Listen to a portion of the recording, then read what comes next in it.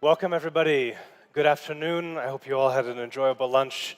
It's hard to bring you out of the sunny weather, but I'm really glad to hear and see a full house. Welcome to everybody in the audience, but also welcome to everybody watching in online.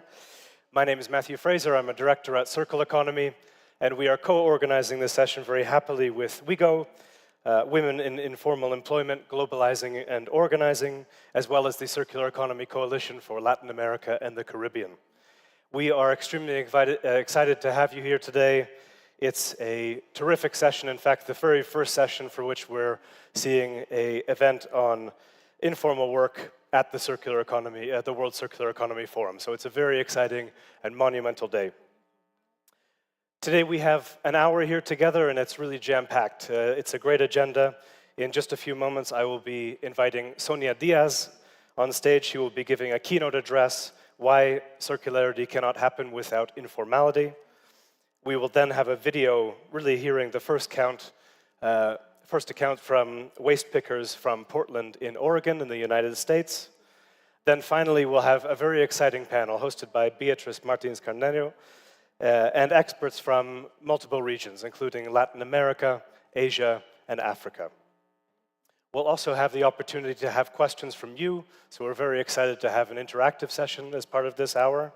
And then finally, closing remarks from Severino Lima. He's the first elected president of the International Alliance of Waste Pickers. Without any further ado, I would like to welcome Sonia. She's a waste specialist at WeGo. She leads the work with waste pickers on a variety of topics, including climate, gender, and health in Brazil. Thank you very much.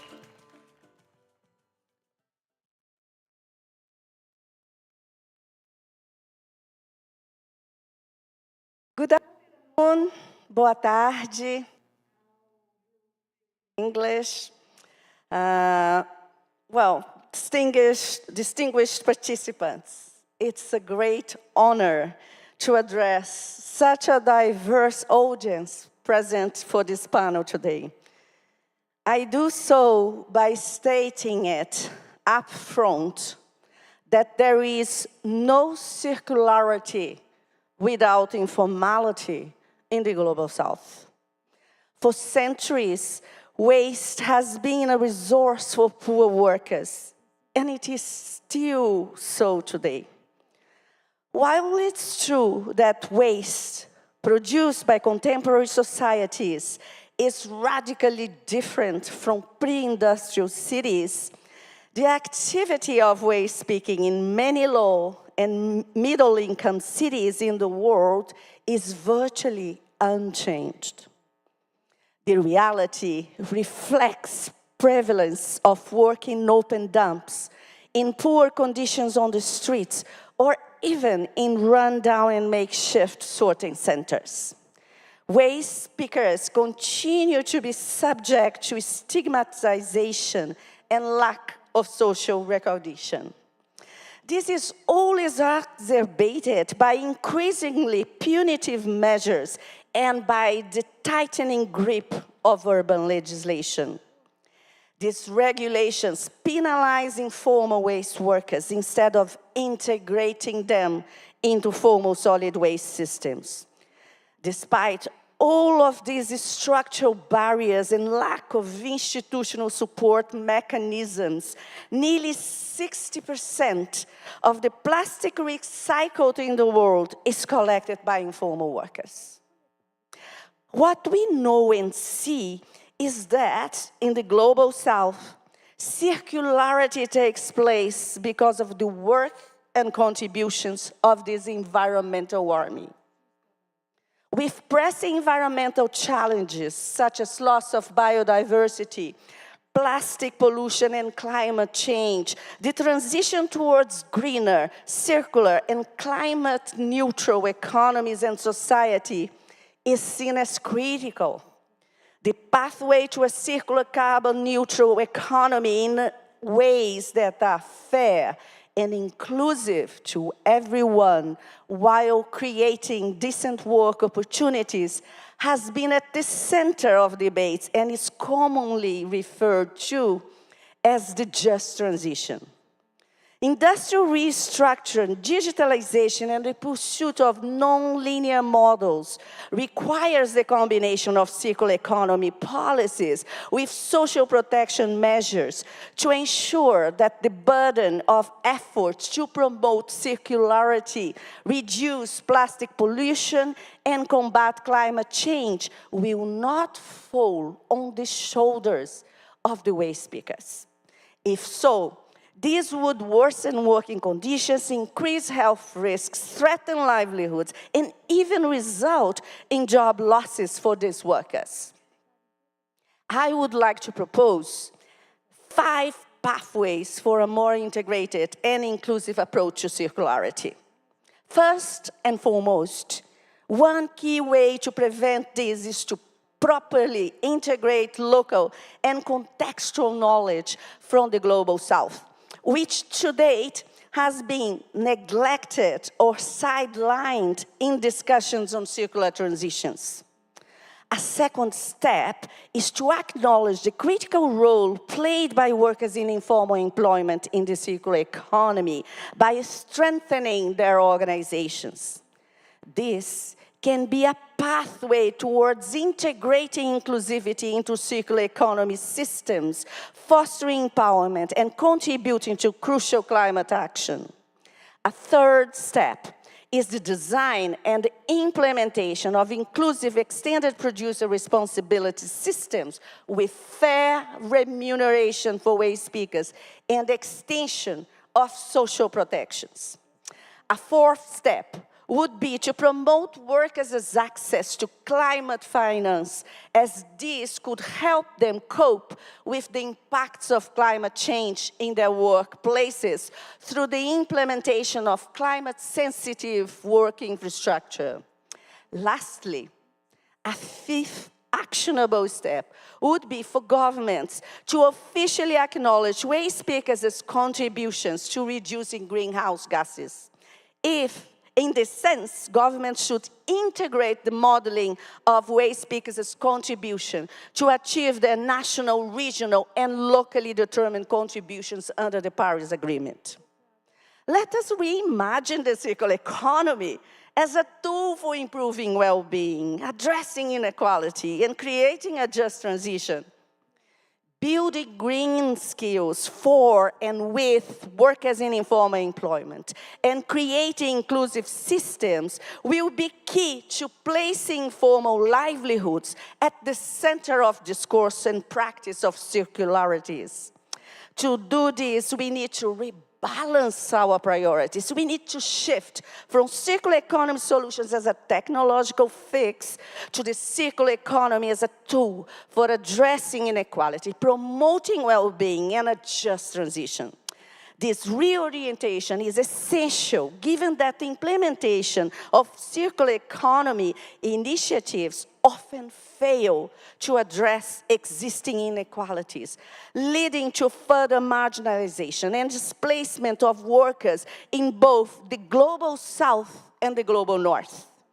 Research, policy, and discourse must prioritize social sustainability and recognize the existing circular practices in the Global South. Practices that are often pro-poor, context-specific, and comprehensive. The development of technology that are worker-friendly could help waste pickers as organizations work towards greater traceability, something important in circular systems.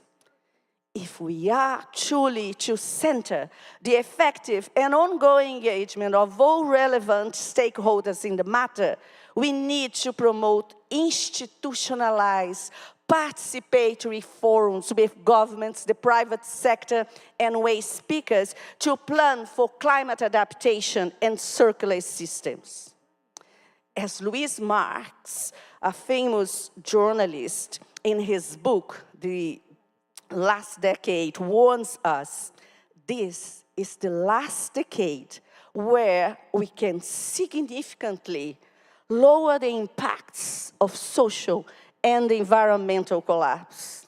I invite organizations within the circular economy ecosystem to join us in committing to an inclusive, people-centered circular economy. Thank you very much.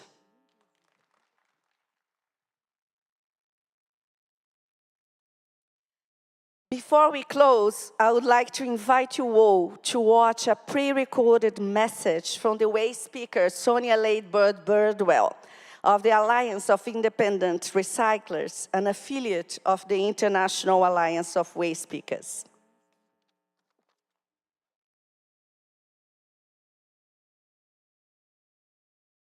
Hello, my name is Sonia. I'm a waste picker here in Oregon, United States. I work with Ground Score Association, which is a democratic membership-based organization of waste pickers. One of our greatest challenges in this region is the lack of recognition that waste pickers in the global north even exist. But waste picking is still common in North America. Despite that our industry is highly privatized, we still collect materials from secondhand goods that are recovered from dumpsters and curbs to scrap metals and sometimes cardboard. But the most important source for waste pickers is beverage containers in states and provinces with a deposit return system, which places a monetary deposit on beverage packaging that people can later redeem upon returning the empty beverage. Many consumers don't want to go through the hassle of returning the empty beverage containers, so they throw them away or leave them for us waste pickers, colloquially called canners in the U.S., or binners or valeries. Canners likely make up the majority of the people returning cans and bottles. These systems are primarily designed for consumers, so there are usually convenient places like grocery stores to take cans and bottles for redemption. But often there are limits on how many beverage containers we can redeem each day. And often waste pickers aren't received very well by these places because we are wrongly stigmatized as dirty or homeless or drug addicts or all of the above. In some states, like New York, there is a handling fee, which has enabled waste pickers to organize and operate their own depot to receive beverage packaging and provide formal or semi-formal jobs for waste pickers. But the handling fee, which can only be increased through legislation, has not kept up with the operation of depots. Creates are not actually decently paid or supportive jobs. So even when we are able to formalize our work under these systems, it often isn't decent work. It took waste picker organization Coupe Les Valeries 10 years to finally negotiate a handling fee from producers. Still, they are about to lose their indoor depot and don't know where they will move.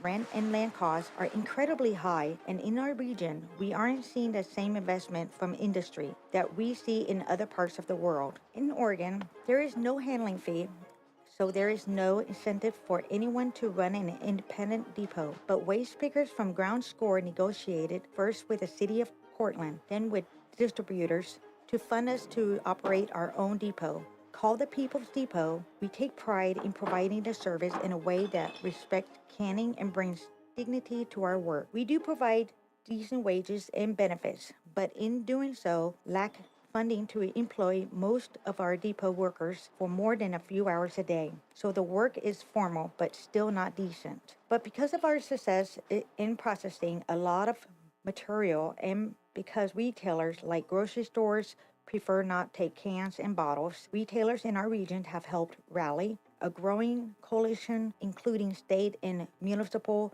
level governments, industry and business groups to find a way of our depot to receive more funding for more hours of work to serve more people. Despite all the challenges, the deposit return systems are essential for us. Having our own depot has enabled us to build a solid and dedicated team of canners who, by being integrated into the operation of our depot, have secured IDs, bank account, housing, and a formal job that meets us where we are at. It also has enabled us to collect better data about canners and advocate for the value and dignity of our work. This is helping us debunk the common stereotypes in canners. Most canners are spending their canning money on basic essentials like food, housing, and bills. Almost 70% of the canners who come to our depot have a disability and have been collecting cans for an average of 10 years. Most grew up in poverty. For most, canning is their only source of income. In North America,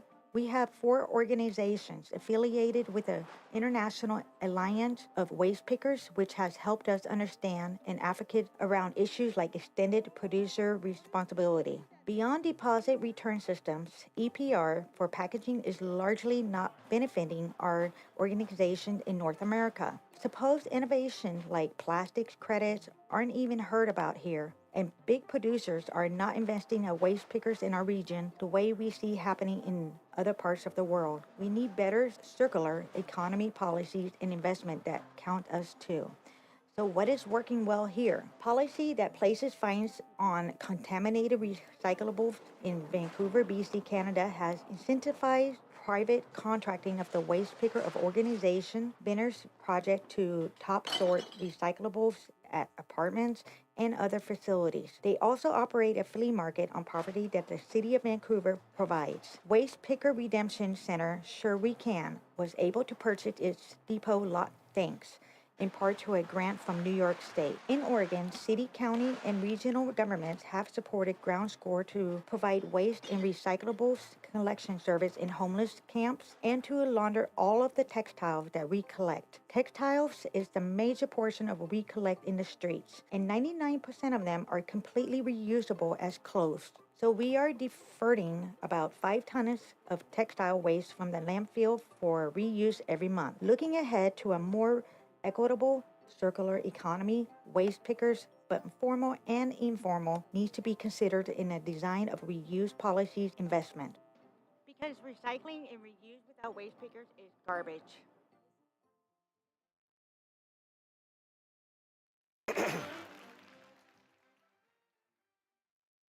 Great, awesome. Thanks for the great contribution to Ground Score Association. Really great video, and also thank you very much, Sonia, for the very heartfelt and excellent speech that you gave just before that. It's really actually fantastic to see the global scope of informality being brought here to the World Circular Economy Forum. Moving on to the next part of the session, I'm very happy to hand it over for a panel discussion. The panel will focus a little bit more specifically on how circular transitions in the Global South can empower informal workers as equal partners using inclusive approaches.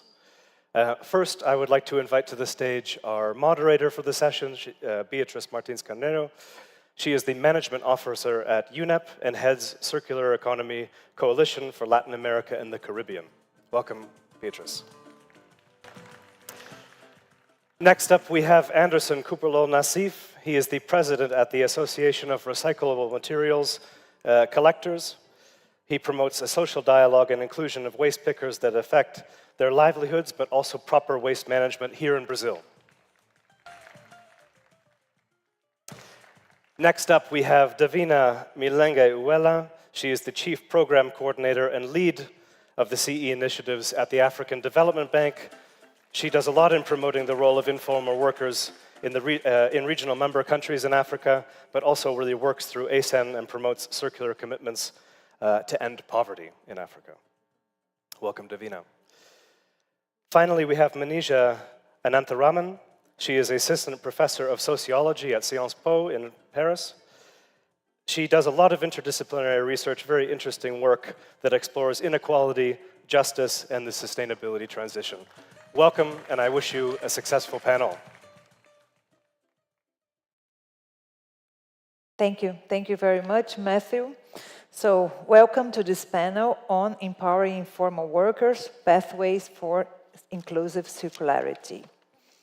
So, informal workers have historically driven circularity through reuse, repair shops, recycling, yet there are still challenges including them in circular economy strategies, as we've seen in the previous panelists. This panel will explore how circular transitions in the Global South can recognize and empower informal workers, positioning them, their inclusion as an essential element of any successful transition.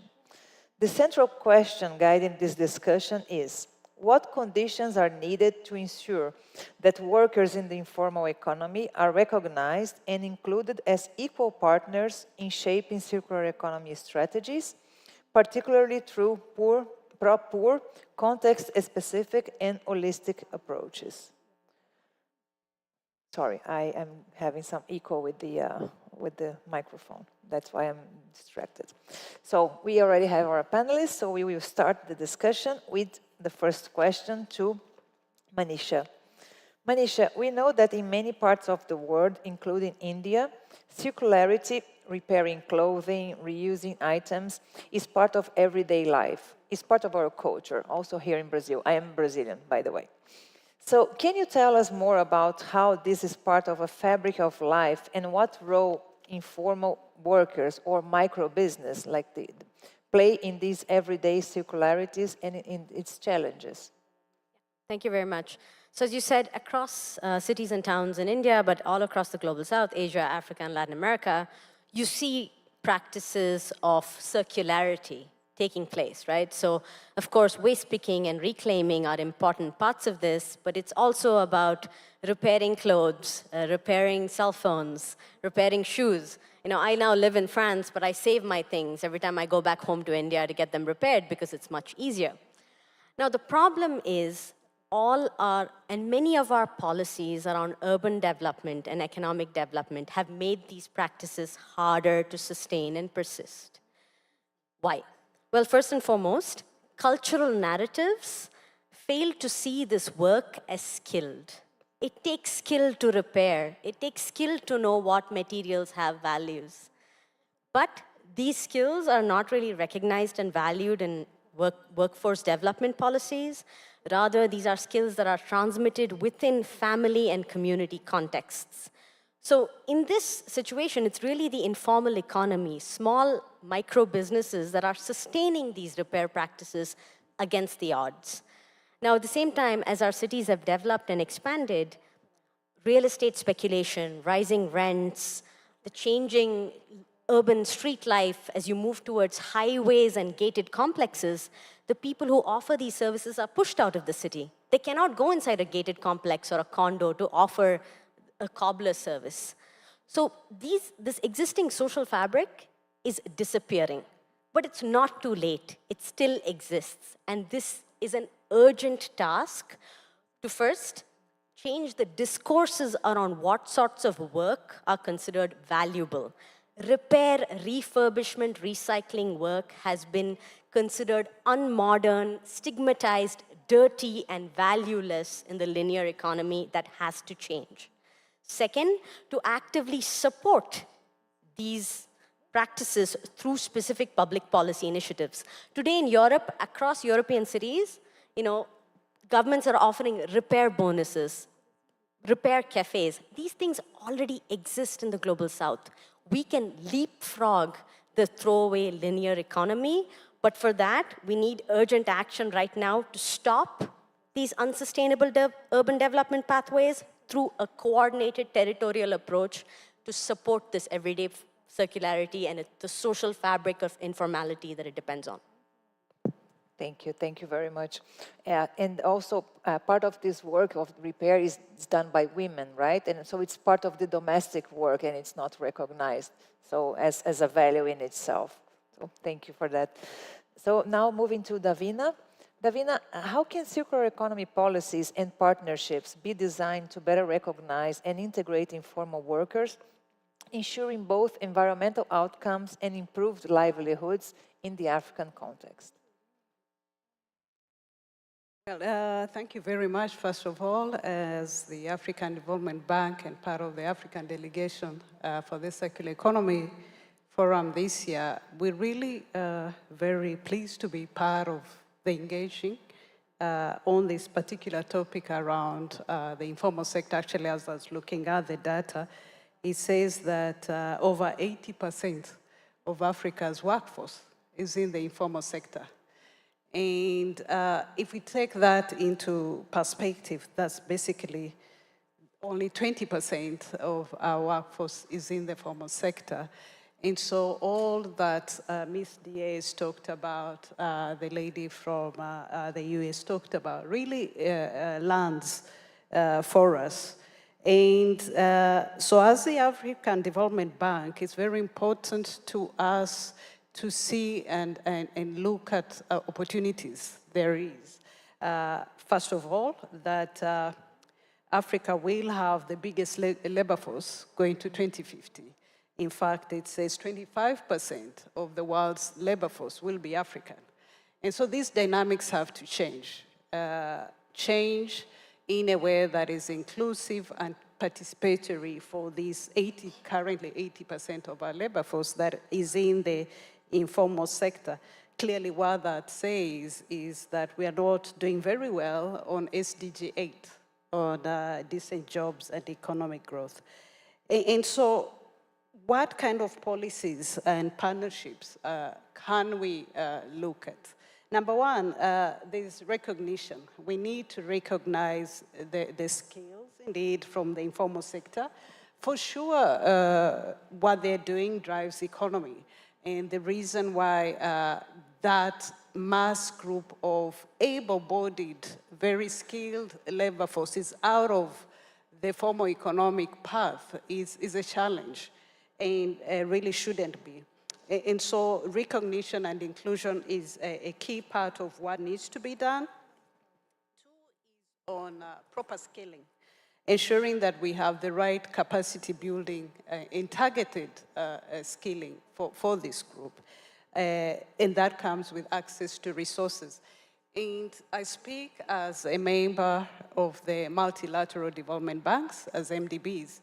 Normally, these are not our clients. And you can imagine, as the African Development Bank, 80% of the labor force is not your client. You can imagine the huge loss that we're not doing something about, the opportunity they're in. And so we need to recognize and tie resources, especially financial resources, to this group that is going to be the workforce for the future. We have to skill it for the future. And lastly, I would say that we need data and measurement. I'm picking these statistics, but they're not commonplace. So we need to ensure that at the financial sector, we have the right data. At national level, we have the right data, we have the right measurements to ensure that we actually are tapping into the resources and using the communities. I like that there's already an alliance of waste pickers. Let me just say that the informal sector is not just waste pickers. The informal sector is where our innovation is growing. A lot of digital innovations on the African continent are in the periphery. They're not registered. That could be speaking to the policies, the business registration practices on the continent. So we have a lot of lost, unseen knowledge and wealth resources that we want to or should bring to the mainstream. So maybe lastly, I'll say let's focus on the priority sectors to make sure that we do the right data, we design policies that serve them best. Thank you very much. Thank you, Davina. Yes, it's a good start, right, for prioritizing in some sectors. And just for some context, informality here in Latin America and the Caribbean is around 60%, 2/3. So it's also very high. Agora eu vou mudar para o português. I'll now switch into Portuguese. Anderson, what are the main challenges waste pickers face in circular economy? You're very experienced in this subject in Brazil, right?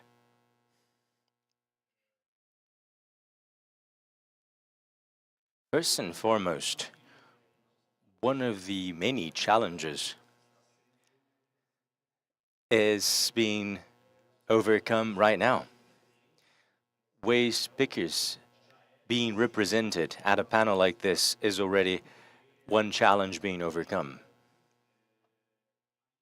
Our category remains invisible to many.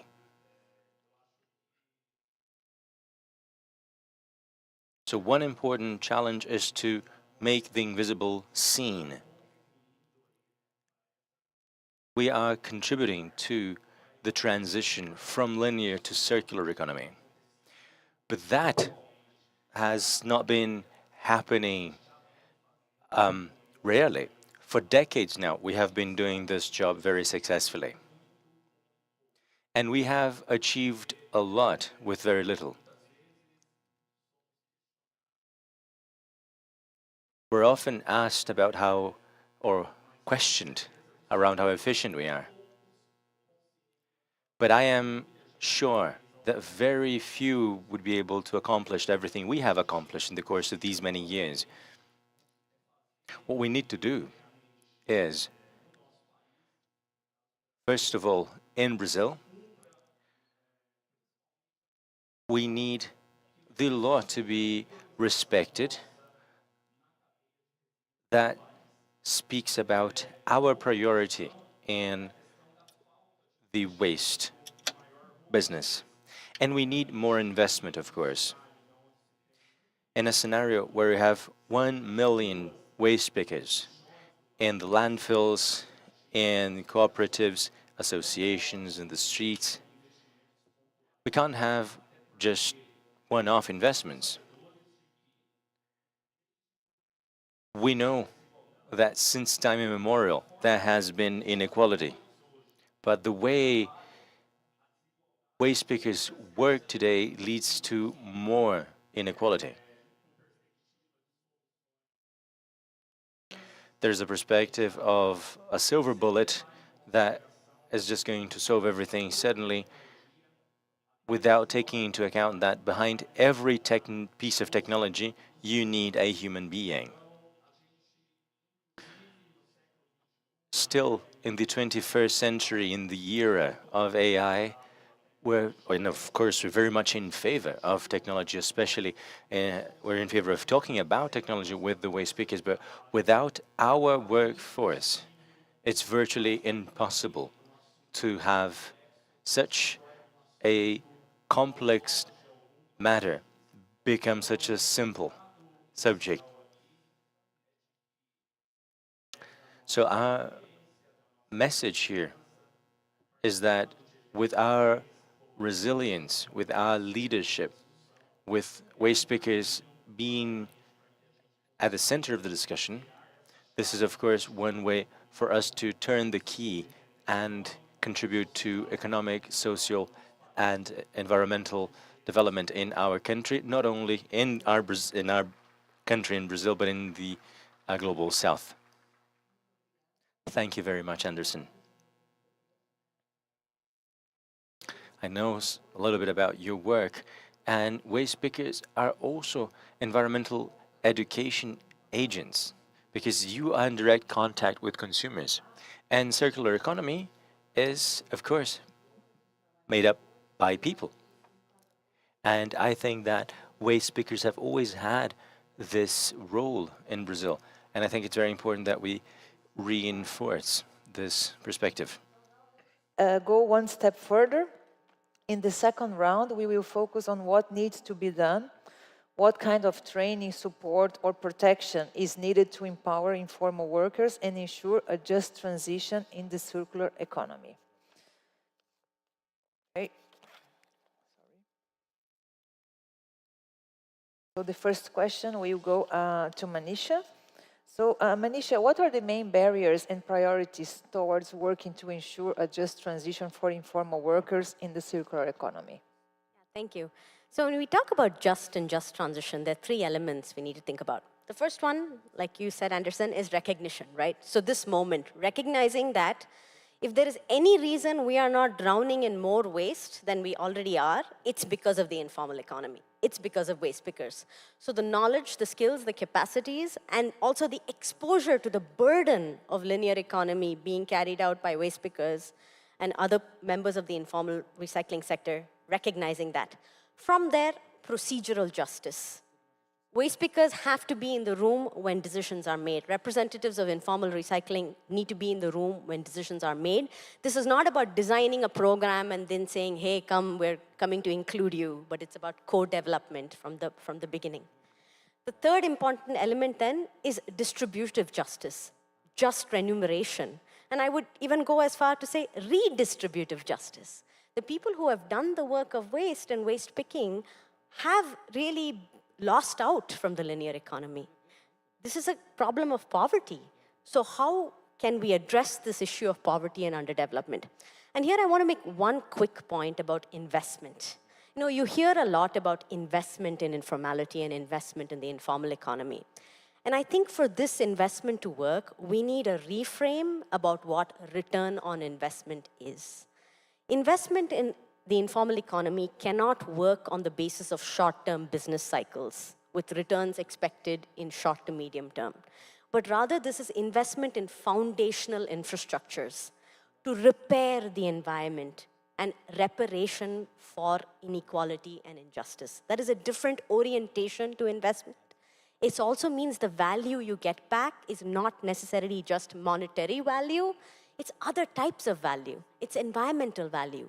It's greater social cohesion. It's greater security. So changing the types of values we expect in return to this investment, I think, is another very important step of empowering the informal sector and the circular economy.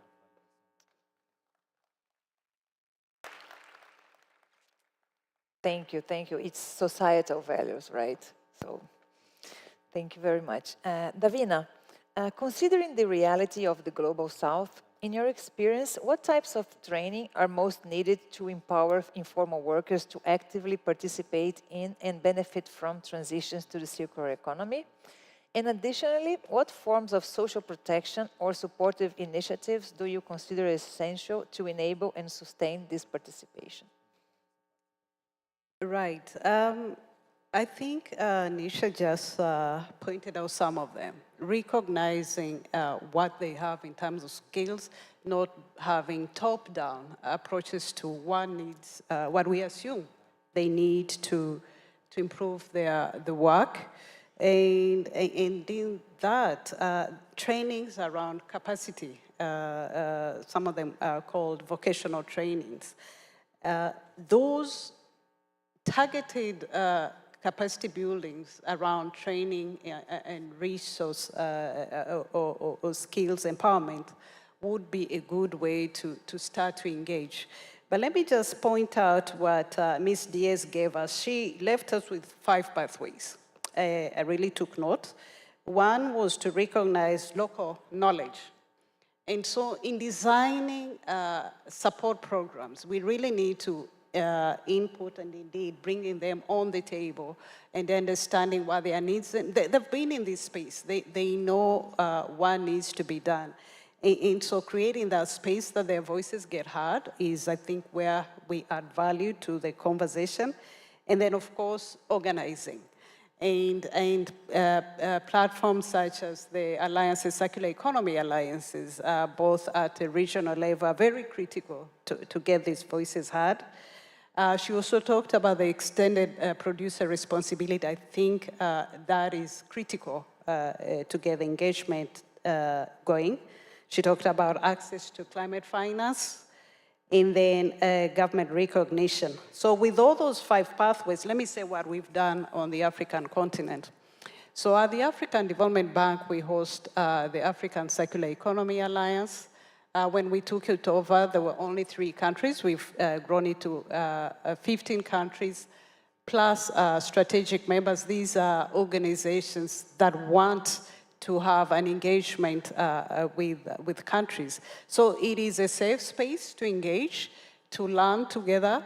And what that does, it enables that recognition to happen, that organization to happen, because oftentimes there's mistrust on both sides. So this is what the alliances, I believe the Latin America Alliance platform also does, is to create that space where both the public sectors and in this case also the voices of the informal sectors would be heard, so that there's organizing around common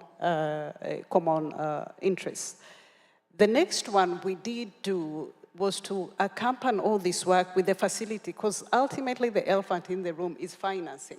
How do you structure financing to shape this? So the Africa Circular Economy Facility that was established is very new to us as well. It's as old as 2022. And the idea was to now try and align financing, because oftentimes owners of capital do not understand the waste pickers or the informal sectors or anybody in this space. And so having a financial institution that is trusted, such as the African Development Bank on our continent, de-risks that engagement. So what we need to do is to grow, use these trust fund resources to get the whole infrastructure running, get the public development banks or the financial institutions that really understand the opportunities for this market. 80% of the workforce is a huge market for any business developer. And who has a responsibility to do that? That's us as a public regional bank. And so what we are trying to do with that circular economy facility is to start with one on the policy side. So we are starting to support countries develop their circular economy roadmaps. Because even naming circular economy in the policy changes the dynamics. We didn't have that. We didn't have circular economy roadmaps. There was something about waste management, but it's not the same thing. So that there is now national roadmaps around circular economy. It opens up the space for financing. Two, we are promoting business incubation hubs in cities. So we have real physical setups for where SMEs get to be trained on how to drive circular businesses. And with that practice, we then will scale it up to middle level, to bigger vehicles that can be uptaken by channels such as what we have on the continent called Africa 50. It directs big infrastructure projects. And that's where we want to see circular programs get to.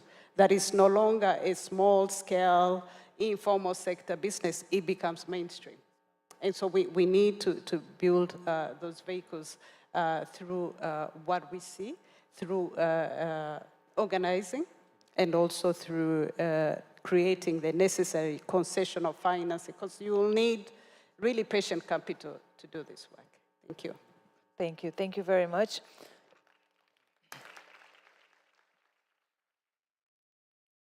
So you mentioned vocational training, but you mentioned that it cannot be top-down, and I think that you were totally right. Actually, the way speakers, they have social technology that, in fact, needs to be scaled up. And I think this is a good segue to the question to Anderson. Anderson, o Brasil... Anderson, Brazil has been a pioneer in reverse logistics. What characteristics in the system are the most important ones that include the waste picker cooperatives? Reverse logistics has made progress. However, I have to say that we're not yet fully satisfied with the direction reverse logistics is going into. Reverse logistics can't be only market-based as it is today.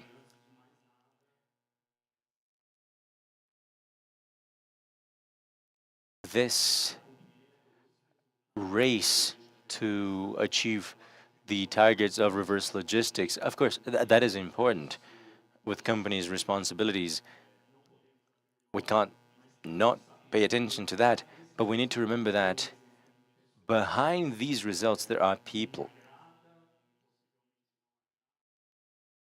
I'm not happy, and I'd say the whole category isn't, when we see that most waste pickers who really get their hands on 90% of post-consumption packages don't get the same 90% of the returns from reverse logistics.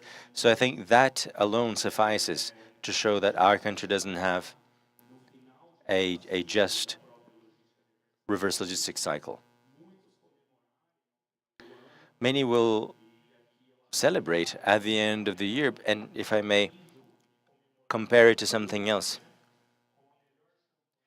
you may have the best champagne in the world, but you don't know how that champagne was made.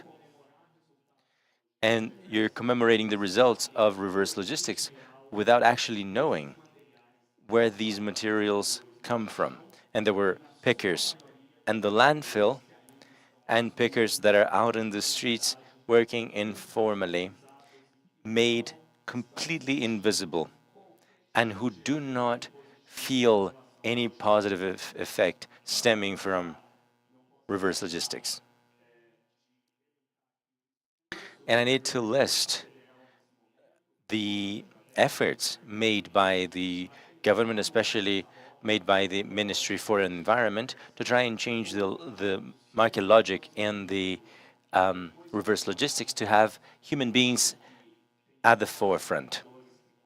There are thousands of pickers that get their hands on that mass that everyone yearns for, but hardly anyone asks the question around what condition this mass comes in to generate all of the results we aim to have.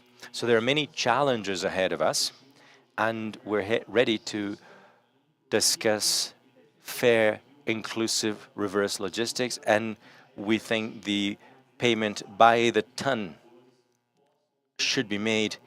It's already a late requirement that we're making, but this is something that we have been calling for since the policy was originally put into force in 2010. Thank you, Anderson. Have we got time for further questions?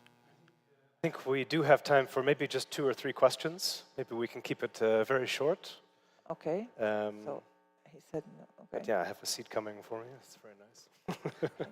Thank you. It's been a great panel. I've been listening from the backstage and really, really exciting. So we do have time for maybe just 2 or 3 questions very quickly. I do think the questions should be coming up on the screen for us. Just a moment.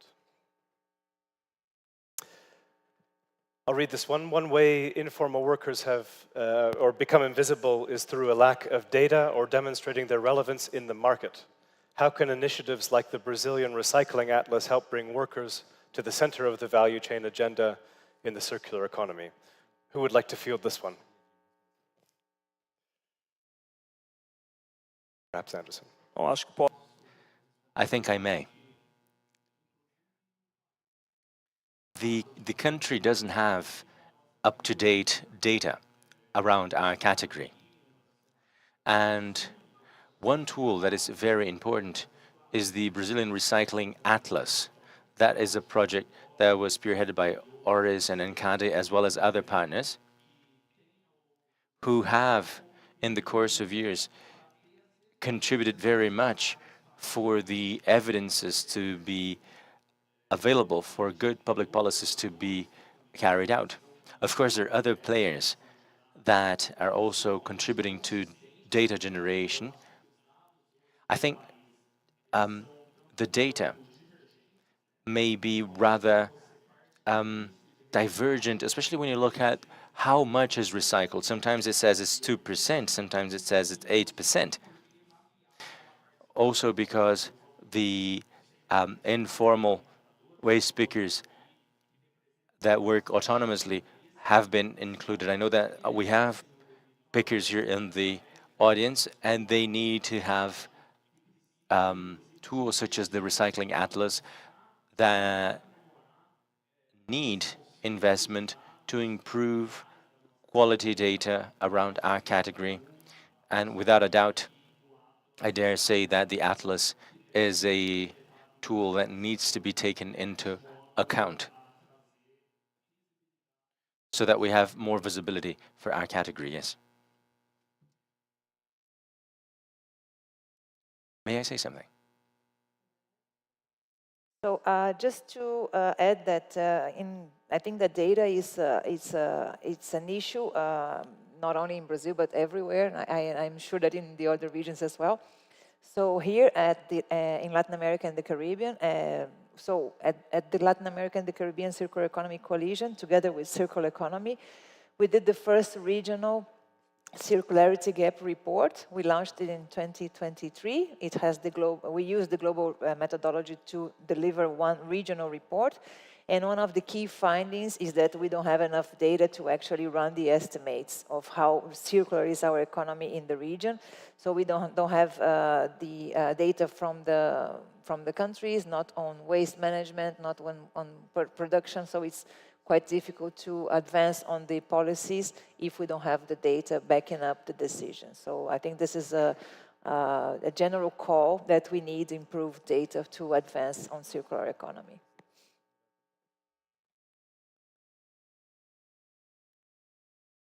Considerando, agora This is a question that we just got in Portuguese. Considering how important waste pickers are in managing waste in any city, how do you see the role of pickers when it comes to organic waste? And how can we strengthen this agenda for pickers to be better integrated? Anderson, would you like to say anything?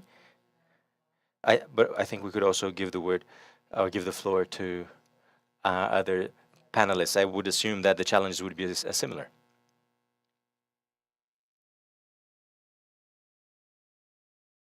To try and just reply concisely so that my fellow panelists can also contribute. I think this event already sets a great example around the participation of pickers. Many people think that organic waste is garbage, is rubbish. We have some good examples in Brazil.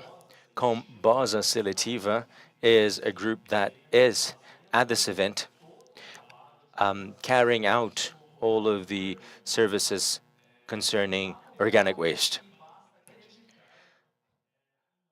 The fact is that people need to believe in us. We know how to do it. We've been doing it for so long, but we need the opportunities on a level playing field.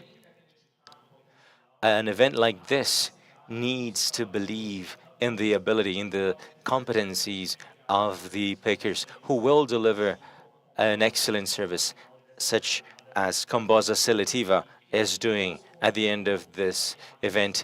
I'm sure that everyone will be very happy with their services. Thank you very much. Manisha? Yeah.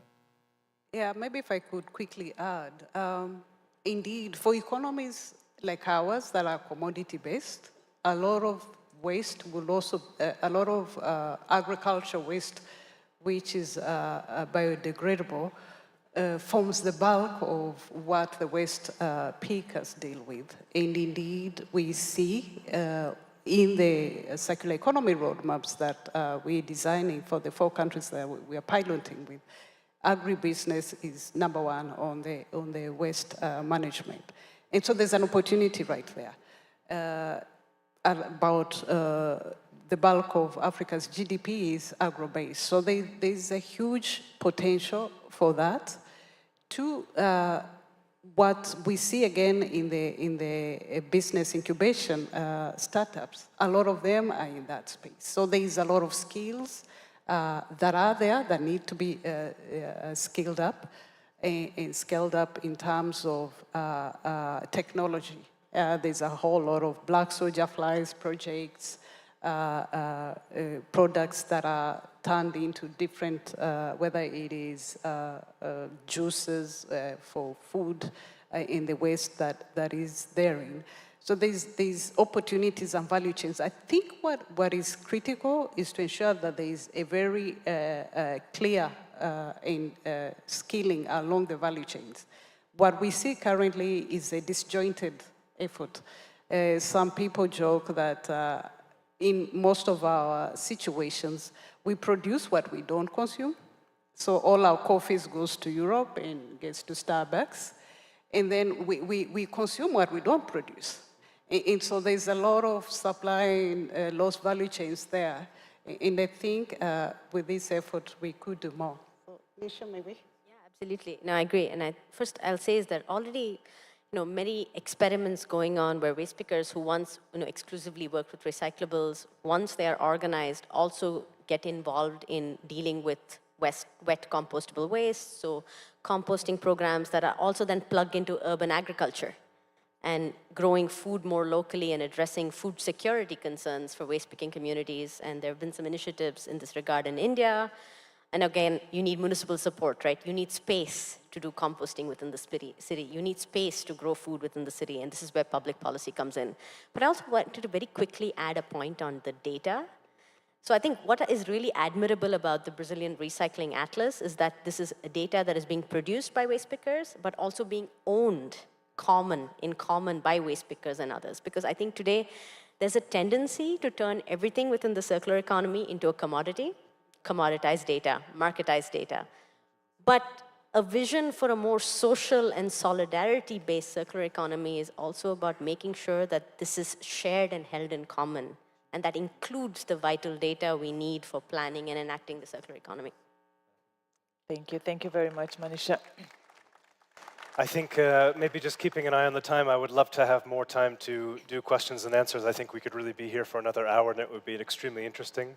Unfortunately, we are coming up to a close, and I do want to give enough time to our final speaker. He's going to give final remarks, so I'll hand it over to Severino Lima, who will join us on the stage in a minute. But thank you very much again to the panelists. I really appreciate it.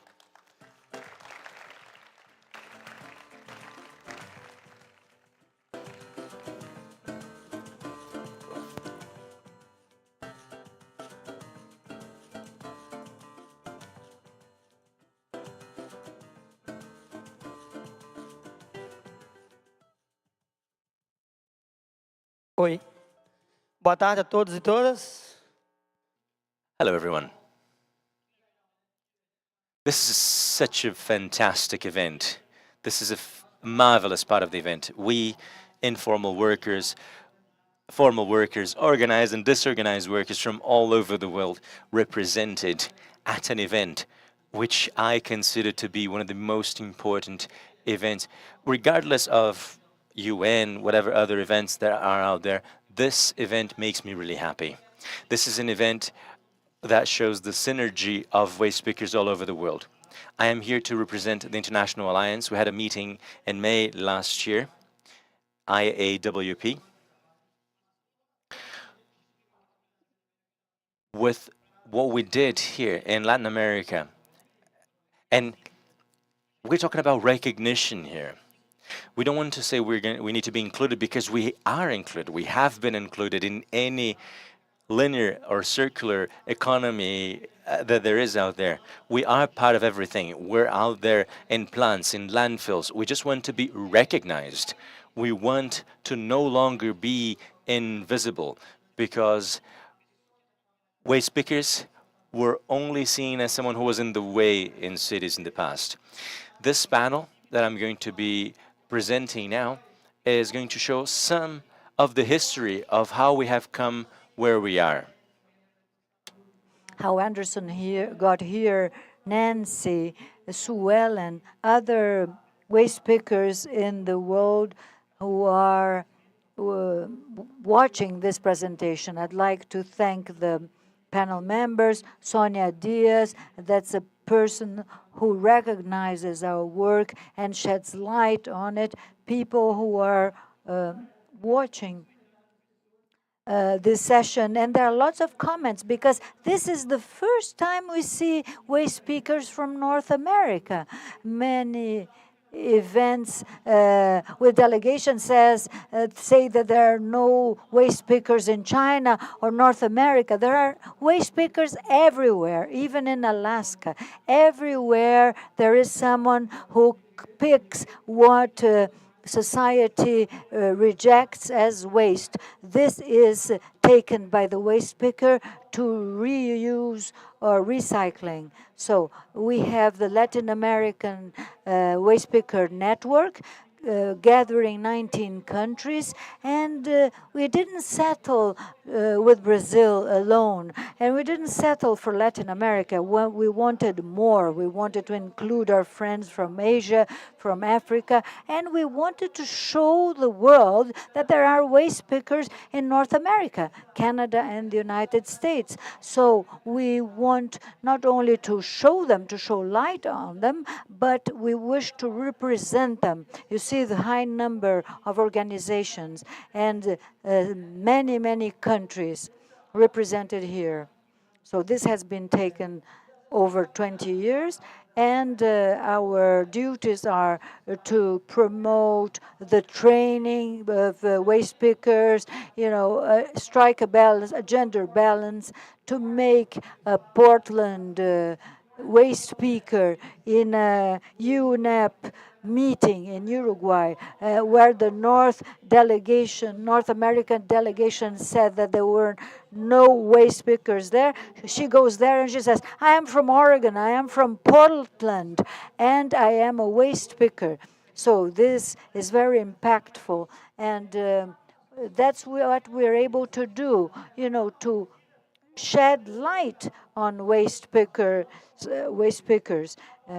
Many a time they were virtually invisible. The garbage disappeared from people's doors, and people don't know what happened. And much of that waste is recycled. It's reused. So we have this international alliance. We have had it for 1 year, but we have been working much longer, for 20 years, and we have international fora. We are members of the board of the International Alliance, Sushila Sable and Madita Harikina.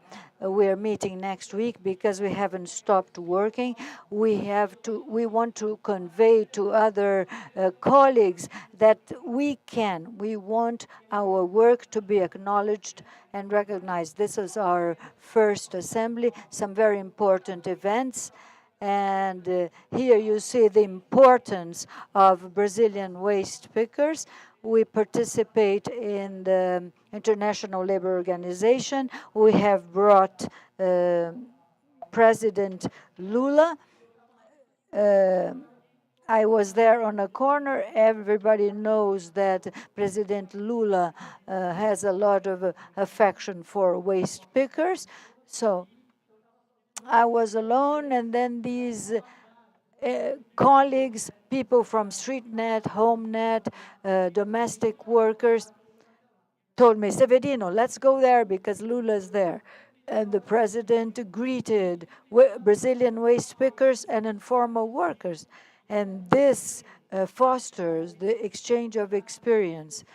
So here in Brazil and abroad, Anderson mentioned us. We have a connection with Environment Ministry, with the Foreign Ministry.